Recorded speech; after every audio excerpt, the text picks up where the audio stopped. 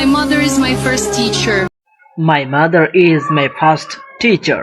আমার মা আমার প্রথম শিক্ষক। My greatest strength and my silent supporter. My greatest strength and my silent supporter. আমার সবচেয়ে বড় শক্তি এবং আমার নীরবতার সমর্থক। She taught me how to stand when I could barely walk. She taught me how to stand when I could barely walk. যখন আমি সবেমাত্র হাঁটতে পারতাম তখন তিনি আমাকে দাঁড়াতে শিখিয়েছিলেন। Whatever I am today, it's because she never gave up on me. Whatever I am today, it's because she never gave up on me. আজ আমি যাই হই না কেন তা কেবল এই কারণেই যে তিনি কখনো আমার উপর থেকে আশা ছাড়েননি।